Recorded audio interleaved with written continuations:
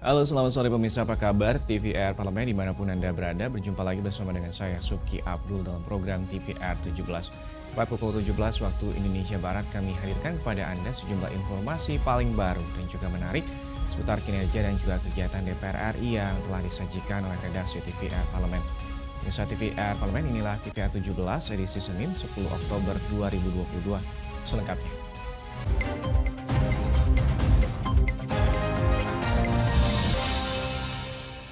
Bisa mengawali TVR 17 kali ini dalam rapat dengar pendapat umum dengan Organisasi Kesehatan Balik DPR RI mulai membahas substansi dari rancangan Undang-Undang Kesehatan Omnibus Law. Usulan yang diberikan ini saat RDPU tersebut adalah tentang perlindungan dan juga kesejahteraan bagi tenaga medis Indonesia. Merespon keluhan organisasi profesi kesehatan yang merasa tidak dilibatkan dalam usulan rancangan Undang-Undang Kesehatan Omnibus Law, Badan Legislasi DPR RI menggelar rapat dengar pendapat umum dengan organisasi profesi kesehatan untuk mendengar usulan terkait penyusunan RUU tersebut. Anggota Badan Legislasi DPR RI Ahmad mengatakan, substansi dari RUU Kesehatan Omnibus Law ditujukan untuk meningkatkan kualitas kesehatan masyarakat dengan memperhatikan kualitas dan pemerataan SDM kesehatan, serta fasilitas sarana prasarana kesehatan di seluruh pelosok Indonesia. Dengan baik. Karena di sana pada substansinya adalah menyatukan tenaga medis ini. Jadi tenaga medis ini kan di bidang kesehatan ada dokter, ada bidan, ada perawat, ada apoteker, dan seterusnya. Jadi nanti terintegrasi semuanya. Dan pada hakikatnya undang-undang rencana kesehatan ini adalah bagaimana meningkatkan derajat kesehatan masyarakat, Bu. Karena negara Indonesia ini termasuk yang paling rendah derajat kesehatannya. Muaranya kan ke sana nanti. Jadi di samping pelayanan itu kita harapkan derajat kesehatan masyarakat ini akan akan lebih baik dengan profesional, dengan keilmuan yang masing-masing punya gitu. Nah ini mungkin di puskesmas ini perlu dilengkapi bukan hanya dokter, tapi tenaga medis lainnya. Nah, sehingga untuk akses ke rumah sakit di kabupaten kota sulit, tapi di puskesmas itu sudah ada tenaga-tenaga profesional itu, misalnya terapi ada sana, tenaga kesehatan yang lainnya, tidak hanya dokter. Karena dokter puskesmas ini Pak Ketua itu lebih banyak praktek di rumahnya.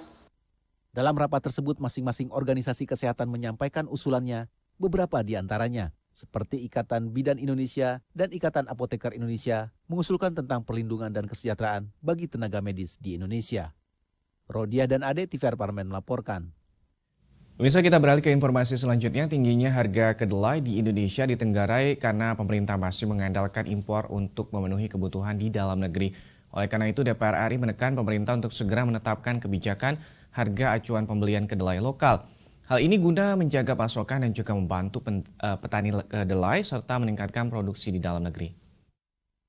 DPR meminta pemerintah tekan harga kedelai yang saat ini tembus di angka Rp13.000 per kilogram. Tingginya harga tersebut membuat ongkos produksi perajin tahu dan tempe ikut naik dan berdampak pada tingginya harga jual di pasaran. Berdasarkan data Asosiasi Kedelai Indonesia atau AKINDO, pada Oktober 2022, harga beli kedelai naik sebesar Rp12.500 per kilogram. Karenanya, DPR menyarankan agar Bulog bisa menyediakan pasokan kedelai pada harga yang lebih rendah dari harga pasar. Anggota Komisi 6 DPR RI Hilmi meminta pemerintah untuk segera menetapkan kebijakan harga acuan pembelian kedelai lokal. Hal tersebut untuk menjaga pasokan dan membantu petani, serta meningkatkan produksi dalam negeri. Ya pemerintah harus melakukan operasi pasar lah. Bagaimana kita ini harga kedelai itu sesuai dengan harga yang diharapkan oleh pengrajin tempe dan industri-industri tahu yang terkait dengan industri yang berbahan baku kedelai. Kalau ini tidak diantisipasi ya nanti akan ribut lagi di pasar. Jadi saya berharap bahan baku yang dibutuhkan oleh masyarakat banyak, khususnya rakyat kecil, itu harus dilakukan pengadaannya oleh pemerintah melalui BUMN yang ada. Jadi kalau melalui perusahaan-perusahaan pemerintah, maka controlling itu akan bisa terjadi. Tapi kalau dengan perusahaan swasta, kita tidak punya wewenang untuk perusahaan swasta itu membuat harga yang sesuai diinginkan oleh masyarakat dan oleh pemerintah. Tingginya harga kedelai di Indonesia ditenggarai karena saat ini hampir 90% kebutuhan kedelai di dalam negeri masih mengandalkan impor, sehingga saat ini kedelai impor naik. Produsen tahu dan tempe terpaksa memperkecil ukuran produknya hingga terancam gulung tikar. Andri, TVR Parlemen melaporkan. Besok kita beralih ke informasi dari Komisi 11 DPR RI yang menilai pemulihan ekonomi nasional pasca pandemi COVID-19 ini belum signifikan. DPR meminta pemerintah untuk bekerja lebih keras agar angka kemiskinan dan juga tingkat pengangguran skala nasional dapat dikendalikan. Komisi 11 DPR RI menilai pemulihan ekonomi nasional pasca pandemi COVID-19 kurang menggembirakan. Ditemui di ruang rapat Komisi 11 Gedung Nusantara 1 DPR RI Senayan, Jakarta, anggota Komisi 11 DPR, Kamru Samad, mengungkapkan kondisi perekonomian nasional berjalan seperti autopilot. Secara keseluruhan, perekonomian digerakkan oleh konsumsi rumah tangga. Selain itu, investasi masih belum memberi dampak yang signifikan terhadap kondisi perekonomian nasional. Kalau saya lihat keadaan ekonomi kita sebetulnya sekarang lebih pada autopilot. Itu bisa dibuktikan dengan pertumbuhan ekonomi di kuartal kedua tahun ini di atas 5%. Tetapi memang pertumbuhan itu digerakkan oleh sektor konsumsi rumah tangga. Artinya investasi belum menjadi kekuatan utama dalam mendorong pertumbuhan ekonomi.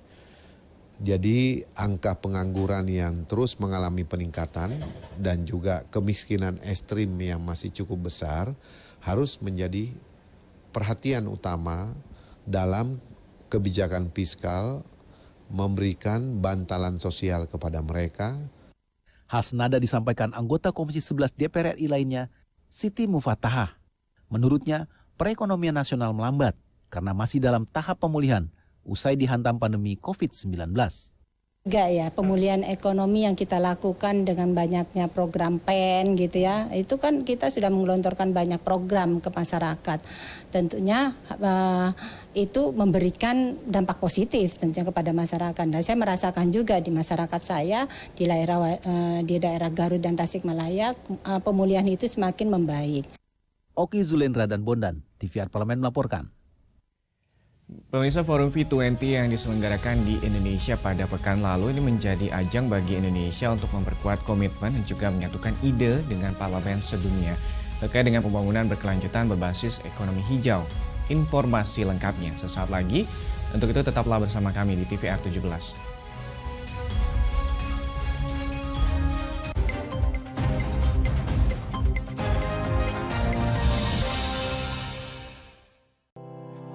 Tugas dan fungsi DPR RI sangat penting bagi negeri ini sebagai pengemban amanat rakyat.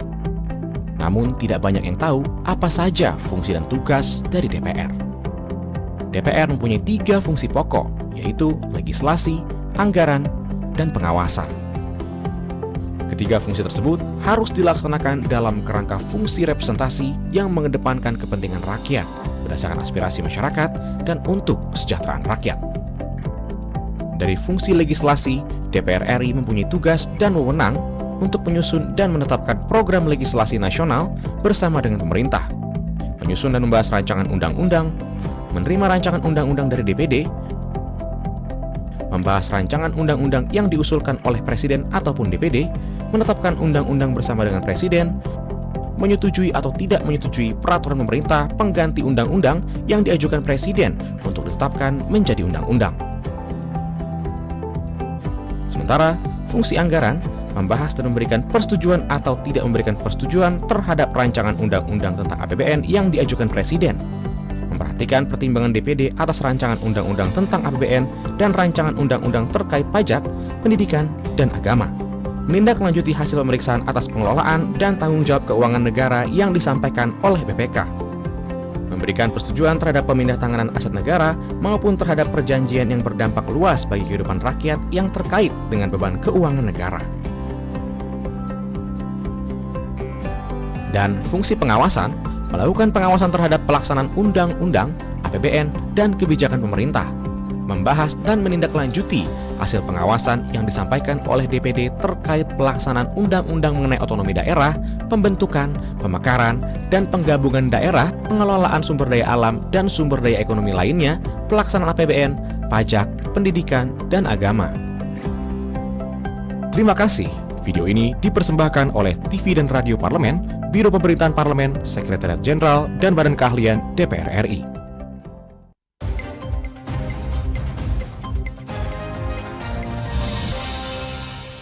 Terima kasih Anda masih menyaksikan TVR 17. Indonesia menaruh perhatian besar untuk pengembangan sektor ekonomi hijau maupun juga pembangunan rendah karbon.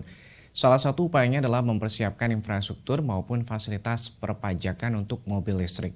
Misal DPR RI berusaha untuk terus berjuang membantu pemerintah untuk merealisasikan program ekonomi hijau dan juga transisi menuju energi bersih dengan menggalang kerjasama global untuk mengatasi berbagai kendala yang menghambat.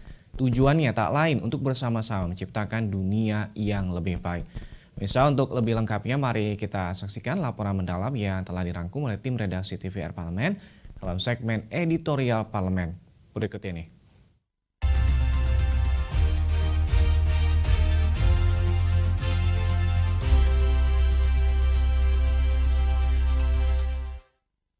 Mengusung tema Stronger Parliaments for Sustainable Recovery, DPR RI sebagai representasi dari masyarakat Indonesia ikut mendukung pemulihan krisis multidimensi yang sedang melanda berbagai belahan dunia untuk diselesaikan sebagai tanggung jawab bersama.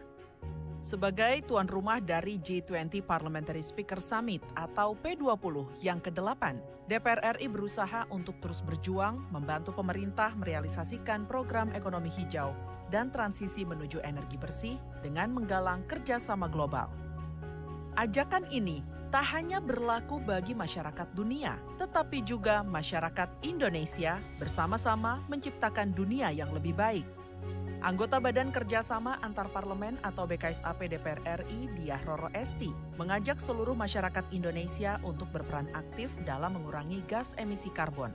Jadi banyak sekali hal yang harus kita lakukan, terutama menggunakan fungsi legislatif kita ya, karena misalnya di DPR ini kan ada 11 komisi dan setiap komisi sebetulnya mempunyai perannya masing-masing untuk mengurangi emisi karbon tersebut. Misalnya komisi 7 kita fokusnya lebih ke energy transition, lalu kemudian misalnya komisi 4 lebih fokus terhadap bagaimana kita bisa mengurangi emisi karbon di sektor perhutanan, pertanian dan lain sebagainya gitu. Jadi banyak sekali hal yang harus kita dorong baik dari segi legislasinya dan juga pengawasan, memantau apakah pemerintah selama ini melakukan aksi dan menerapkan program-program yang mempunyai tujuan untuk mengurangi emisi karbon gitu. Jadi it's a holistic problem dan butuh multidisciplinary approach. Kita harus bergandengan tangan untuk memantau, memonitor dan melakukan aksi secara bersama-sama.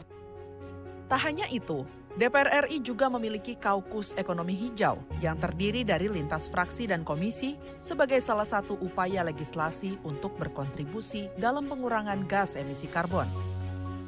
Harapannya perubahan yang dilakukan akan menciptakan multiplier effect bagi masyarakat dan dunia. Lewat pertemuan bilateral dengan parlemen dari berbagai negara, DPR RI berusaha menjalin kerjasama yang lebih erat untuk membantu Indonesia lebih cepat menuju pembangunan ekonomi hijau yang lebih ramah lingkungan.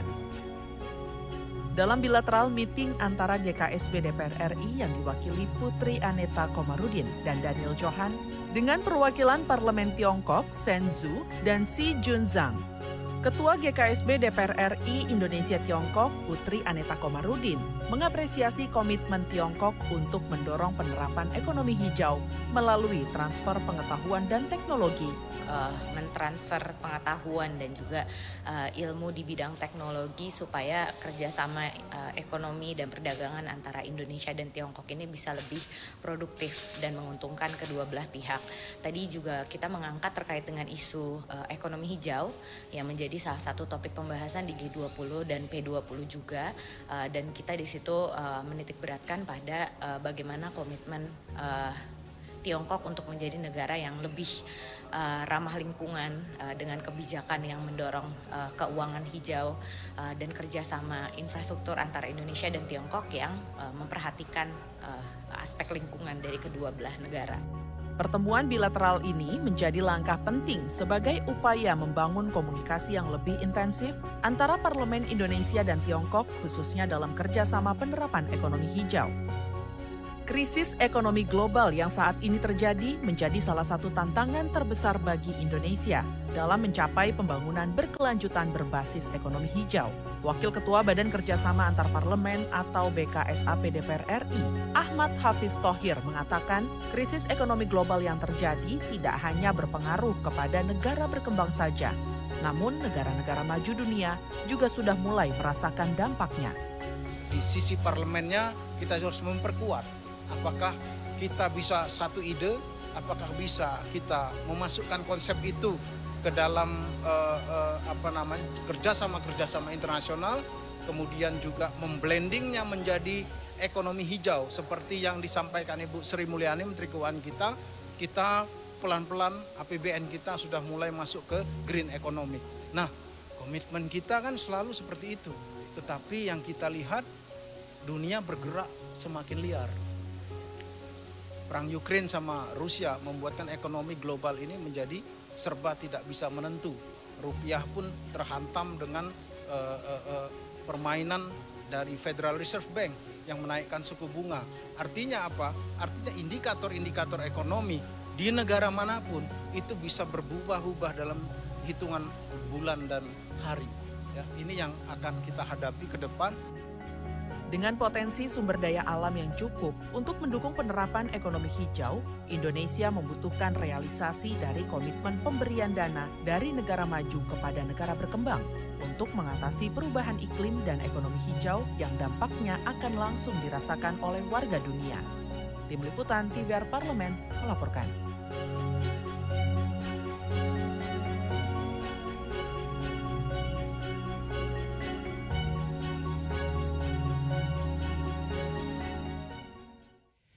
Pemirsa, Komisi 10 DPR RI meminta pemerintah melakukan investigasi secara transparan dan juga menyeluruh terkait dengan insiden yang menyebabkan tewasnya ratusan supporter laga sepak bola Liga 1 yang terjadi di Stadion Kanjuruhan Malang pada Sabtu 1 Oktober lalu.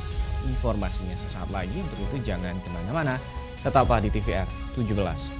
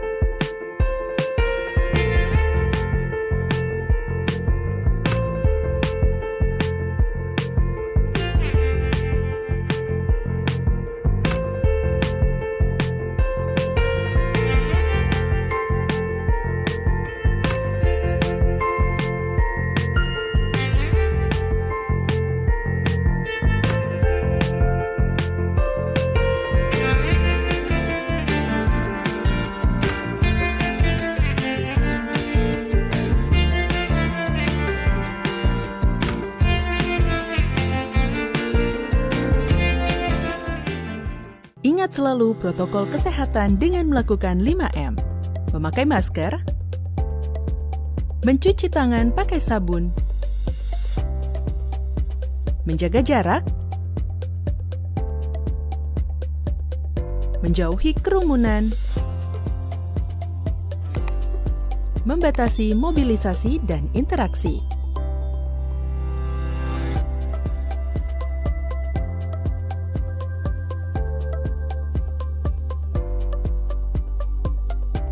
Dipersembahkan oleh Biro Pemberitaan Parlemen, Sekretariat Jenderal DPR RI.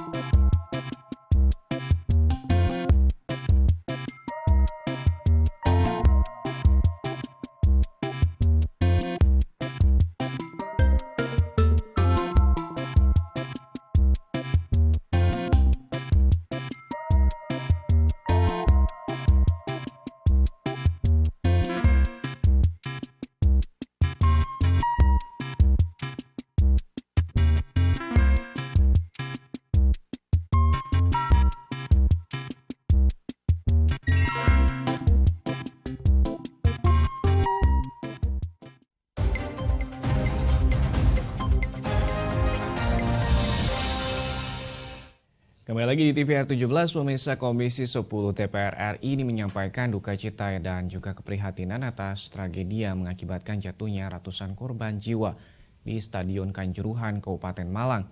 Komisi 10 meminta agar tragedi tersebut harus menjadi tanggung jawab bersama dan juga momentum bagi para pemangku kepentingan untuk mengevaluasi total pelaksanaan sepak bola nasional. Pemirsa, selengkapnya berikut laporan dari rekan kami Vincent Aldi dengan anggota Komisi 10 DPR RI. Berikut ini. Baik pemirsa TVR Parlemen dimanapun Anda berada, saat ini saya tengah berada di Gedung Nusantara 1. Kita ketahui bersama bahwa persepak bolaan di Indonesia kembali lagi tercoreng. Karena salah satunya adalah tragedi di Stadion Kanjuruhan, Malang, Jawa Timur. Lantas seperti apa tanggapan dari DPR RI menyikapi hal tersebut? Telah bergabung bersama saya salah satu anggota Komisi 10 DPR RI yaitu Bapak Johar Arifin. Apa kabar Bapak? Maaf. Oke. Bapak, bagaimana DPR menyikapi tragedi tersebut, Pak? Ya tentu kita sangat bersedih ya, sangat berduka yang dalam. Kita tidak bisa ngomong, tidak bisa cakap apa-apa. Itu sedih, haru terhadap peristiwa ini. Ini tidak boleh terjadi, ini tidak boleh terjadi. Tapi ya inilah sudah takdir Allah. Maka kita akan menyikapi dengan fungsi dan tugas kita. Kita akan segera menyelesaikan masalah ini dengan memanggil atau istilahnya mengundang instansi yang terkait tentang peristiwa ini. Oleh karena itu dalam waktu dekat, walaupun suasana reses, kami akan bekerja untuk membantu ya untuk menyelesaikan apa sengkarut dari peristiwa yang sangat-sangat menyedihkan ini. Oke Pak, sebagai salah satu anggota Komisi 10 DPR RI, bagaimana Bapak melihat apakah yang perlu dibenahi dalam penyelenggaraan sepak bola ini, Pak? Ya tentu pertama, semua kegiatan sepak bola itu ada aturan mainnya. Jadi ada pedoman-pedomannya. Nah, seperti kita tahu FIFA, Organisasi Sepak Bola Dunia, sudah membuat ya ketentuan apa yang harus disiapkan dalam penyelenggaraan, termasuk tentang keamanan. Nah, oleh karena itulah ke depan siapapun penyelenggara sepak bola atau kejuaraan-kejuaraan lainnya ya, harus patuh pada pedoman yang telah dikeluarkan oleh induk organisasi dunianya. Nah, salah satu kita tahu sekarang FIFA sudah ada aturan, sudah lama sekali ada peraturan itu. Tapi kenapa tidak dipatuhi seperti itu? Itu yang kita sangat kecewa. Peraturannya ada tapi tidak dimanfaatkan atau tidak dipedomani. Mengenai pengendalian massa itu Pak dari kepolisian yang bertentangan dengan regulasi FIFA tentunya, bagaimana tanggapan DPR RI terkait regulasi yang harusnya dikeluarkan oleh PSSI sendiri Pak? Ya tentu tentu PSSI tidak akan bertentangan dengan FIFA ya. Oleh karena itu kita minta semua bertanggung jawab. Siapapun dia, panitia penyelenggara, liga, ya, PSSI, pihak keamanan bertanggung jawab terhadap ini. Jadi tidak ada boleh yang cuci tangan. Dan kita minta jangan salahkan penonton, jangan buang badan, jangan cuci tangan menyalahkan penonton jangan disalahkan. Ya, oleh karena itu saya minta betul-betul lah nanti tim investigasi yang dibentuk oleh pemerintah ataupun didesakan dari kita dari Komisi 10 agar betul-betul fair, atau betul-betul semua ini masalah jadi terang benderang. Dan semua harus bertanggung jawab. Sekali lagi, semua harus bertanggung jawab terhadap tragedi yang sangat menyedihkan dan memalukan ini. Terakhir Pak, maaf, terkait adanya ancaman gagalnya penyelenggaraan event sepak bola internasional di Indonesia seperti U20, itu seperti apa Pak tanggapannya Pak? Kita belum berpikir ke sana. Yang penting ini kita selesaikan dulu. Ya itu terserah FIFA mau penyelenggara dikasih kita tidak itu nanti. Tapi ini ya suasana sekarang ini harus kita selesaikan. Ya, jadi korban-korban ini harus adalah yang bertanggung jawab. Itu konsentrasi ke sana dulu. Ya, kita tidak memikirkan yang lain.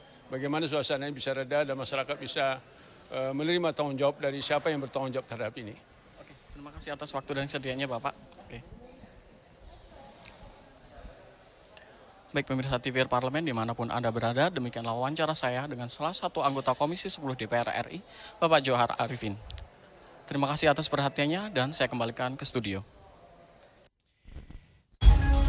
Ini menjadi topik perbincangan di media online pada sore hari ini. Usai jeda berikut tetaplah di TVR 17.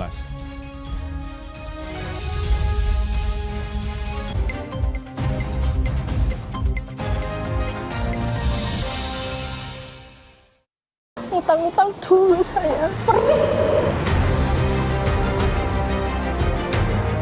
Mereka yang tidak cukup paham teredukasi bagaimana menyuarakan aspirasi demi memperoleh jawaban. Sini ditambang untuk seperti itu, warga sini tidak mengizinkan. Sebab apa? Itu menyangkut isi perut kami semua. Hadir menelisik mulai dari hulu ke hilir. Mengapa? Nah, kalau kita telusuri kenapa banjir ini hampir setiap terjadi. Hingga menemukan apa yang belum terkuak secara nyata. Kan kabeh niku sedulur, Pak. Nek kula ngrencangi mriki, mesti mriki gelo, nek kula ngrencangi mriki mesti mriki gelo. Iki kedah adil wae, Pak, tengah-tengah. Menghadirkan peran anggota DPR RI demi mendapatkan solusi. Saksikan Suara Dapil, Senin sampai Jumat pukul 10 waktu Indonesia Barat, hanya di TVR Parlemen.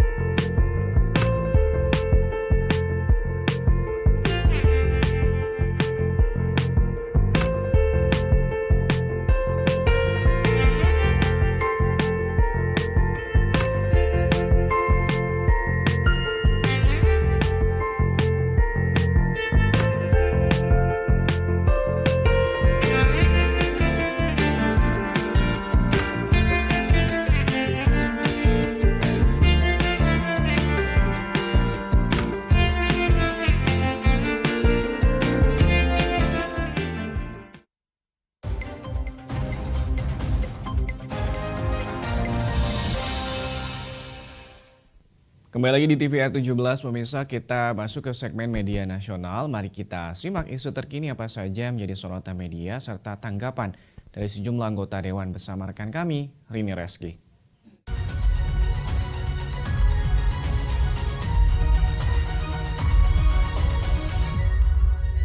Baik, terima kasih Uki dan pemirsa TVR Parlemen, selamat sore. Tentunya sekarang kita bahas apa saja yang menjadi headline media online pada hari ini pemirsa.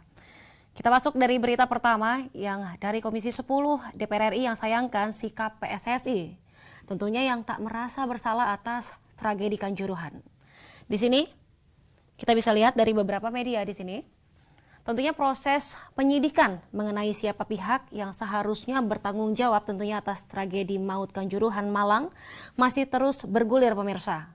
Di sini Ketua Komisi 10 DPR RI yaitu Saiful Huda mengatakan seharusnya Persatuan Sepak Bola Seluruh Indonesia atau PSSI menjadi salah satu pihak yang bertanggung jawab atas tragedi yang terjadi di Stadion Kanjuruhan, Kabupaten Malang yang telah menewaskan tentunya lebih dari 100 korban jiwa. Di sini Saiful Huda menyayangkan sikap PSSI yang dinilainya tidak merasa bersalah atas tragedi tersebut. Tentunya di sini juga Saiful Huda mengibaratkan apabila panitia penyelenggara dianggap sebagai kaki, maka PT Liga Indonesia baru adalah tubuh bagian tengah. Tentunya adalah PSSI adalah otaknya pemirsa. Tentunya di sini juga PSSI menganggap sebagai daya pikir utama yang mengatur atau merencanakan dan membuat skema dari rangkaian pertandingan yang terjadi. Tentu mengaitkan dengan fakta di lapangan, panitia pelaksana dan juga jajarannya yang mengabadikan rekomendasi perombakan jam tanding antara Arema melawan Persebaya merupakan titik puncak mengapa tentunya tragedi ini kemudian terjadi ya pemirsa.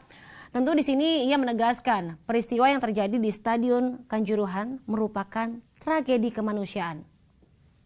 Sehingga tidak tepat jika PSSI hanya memikirkan atau ada tidaknya sanksi dari FIFA untuk Indonesia. Tentu di sini juga Saiful Huda meminta agar PSSI melakukan perbaikan tata kelola sepak bola di Indonesia.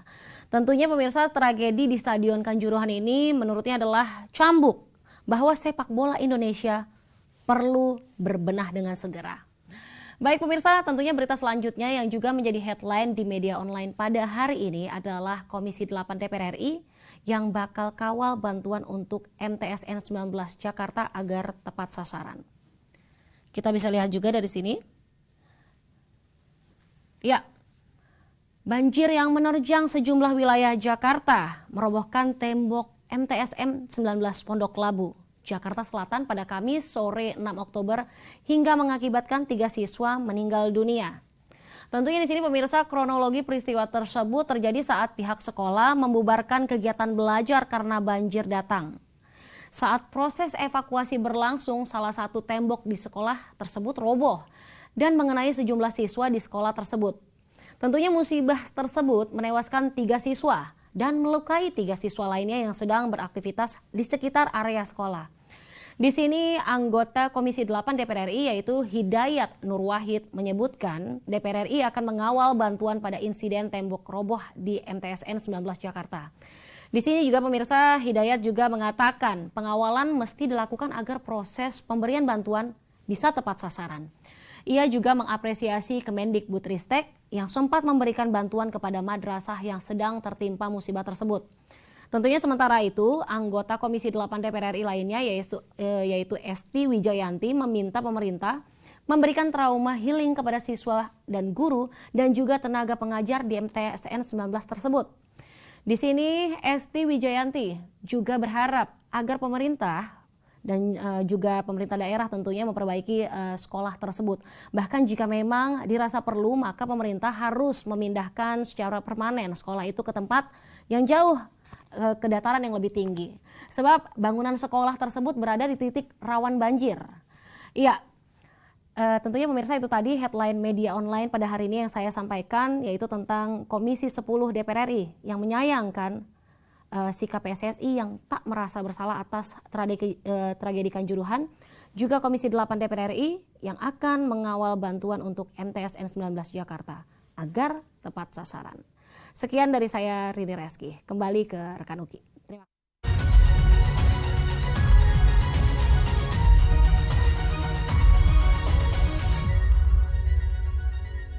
Terima kasih rekan Rini Reski dan pastinya yang telah menyampaikan sejumlah sorotan dari media online nasional pada hari ini. Pemirsa TVR Parlemen segmen media online tadi sekaligus menutup program TVR 17 edisi sore hari ini. Jangan lupa kembali kami ingatkan virus COVID-19 masih ada di sekitar kita. Untuk itu terus taati protokol kesehatan dimanapun Anda berada. Saya Suki Abdul serta seluruh kru TVR Parlemen yang bertugas mengucapkan terima kasih dan pamit undur diri dari hadapan Anda. TVR Parlemen, referensi Indonesia.